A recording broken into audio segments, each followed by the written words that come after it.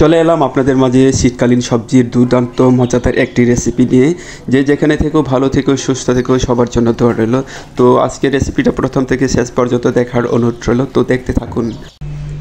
চলে এলাম আমার এভরিডে কুকিং 1 2 3 চ্যানেলে। তো শীতকাল বলে কথা, শীতকালীন অনেকগুলো সবজি নিয়েছি।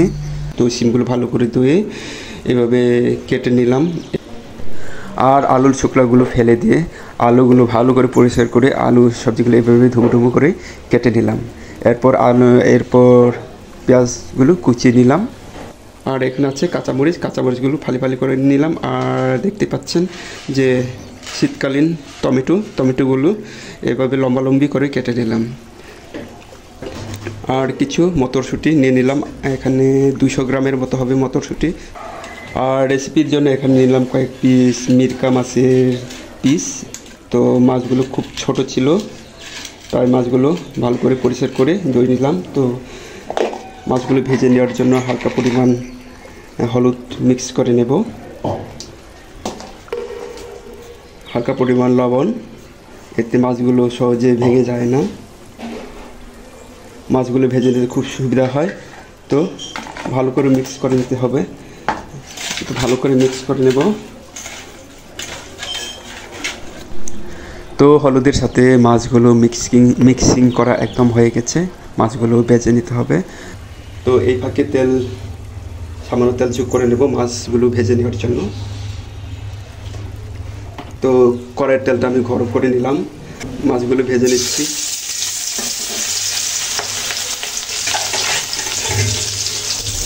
মাছগুলো এক পাশ ভাজা হয়ে গেলে আরেক পাশ ভেজে নেব। তো মেদি হয়ে গেছে এক পাশ ভাজা, তো মাছগুলো উল্টে দেব। কত সুন্দর করে মাছটা ভেজে নিলাম।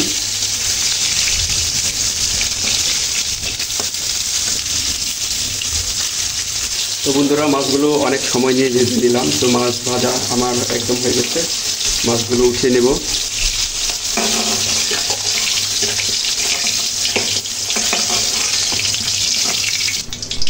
মাছগুলো ভেজে নেওয়ার পর এরপর আলু সবজিগুলো হালকা ব্রাউন কালার করে ভেজে নেব।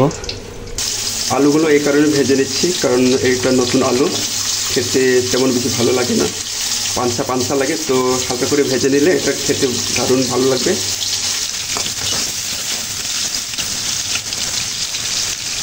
যেহেতু মাছ ভেজেছিলাম, মাছে অনেকগুলো লবণ ছিল, তো আলাদাভাবে লবণ দেওয়ার কোনো প্রয়োজন নেই।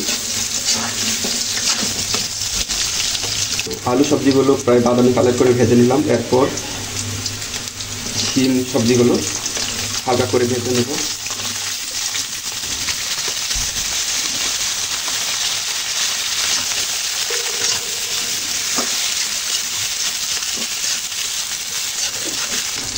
তো বন্ধুরা, সবজিগুলো সময় নিয়ে ভেজে নিলাম, তো এখন উঠিয়ে নেব।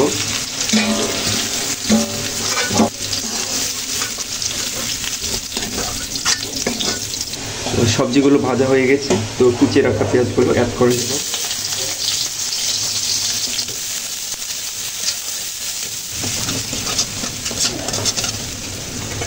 এরপর রসুন পেস্ট, আদার পেস্ট দিয়ে দিলাম। এরপর যোগ করে নেব হলুদের গুঁড়া, জিরার গুঁড়া 1 চা চামচ, আর দুটিয়া গুঁড়া 1 চা চামচ দিয়ে দিলাম। এরপর মাছের মশলা, তো হালকা পানি যোগ করে নেব যেন মশলাগুলো কষাতে সুবিধা হয়, এতে মশলাগুলো পুড়ে যাবে না। তো হালকা পানি যোগ করে নিলাম।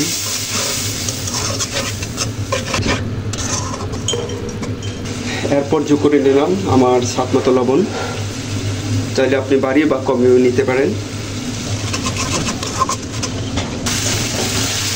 এরপর যোগ করে নেব কাঁচামরিচ।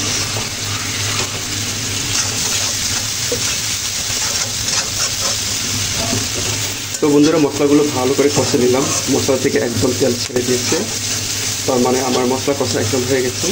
এরপর যোগ করে নেব টমেটোগুলো, অ্যাড করে নিলাম। টমেটোগুলো মশলার সাথে ভালো করে নেড়ে ছেড়ে দেবো, যেন মশলার সাথে ভালো করে লেগে থাকে। আর এরপর দিয়ে দেবো মটরশুঁটি।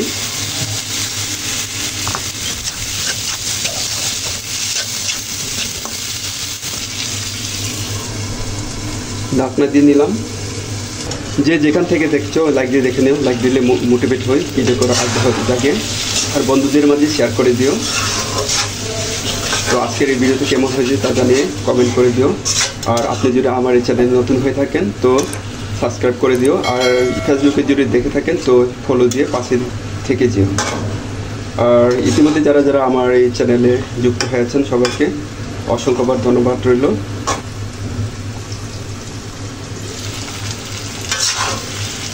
তো 2 মিনিট পর চলে আসলাম। একটু পর এইভাবে নেড়ে ছেড়ে দিতে হবে, যাতে কড়াইয়ের তলায় যেন লেগে না যায়, সেদিকে খেয়াল রাখতে হবে। তো নেড়ে ছেড়ে দিচ্ছি। তো আর 2 মিনিট ঢাকনা দিয়ে রাখবো।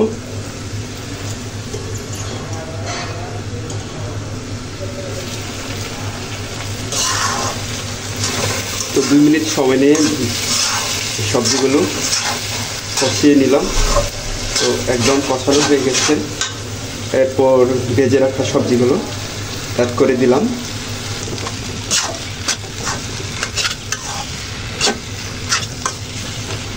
হালকা কষে নেব। তো ঢাকনা দিয়ে দিলাম 2 মিনিটের জন্য। তো সবজিগুলো 2 মিনিট সময় নিয়ে কষিয়ে নিলাম। তো সবজি কষা একদম হয়ে গেছে। তারপর ভেজে রাখা মাছগুলো অ্যাড করে নেব। এরপর হালকা পরিমাণ পানি দিয়ে নেব। এই পানিটা কিন্তু বুঝে শুনে দিতে হবে, কম বেশি দিলে হবে। তো আমার পরিমাণ মতো আমি পানিটা দিয়ে দিলাম। এরপর চুলার ভলিউমটা বাড়িয়ে হালকা ঢাকনা দিয়ে দেখে রাখবো।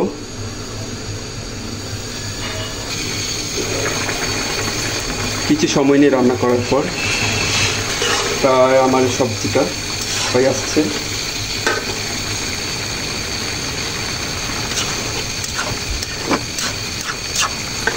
তো আর 2 মিনিট রান্না করে নেব।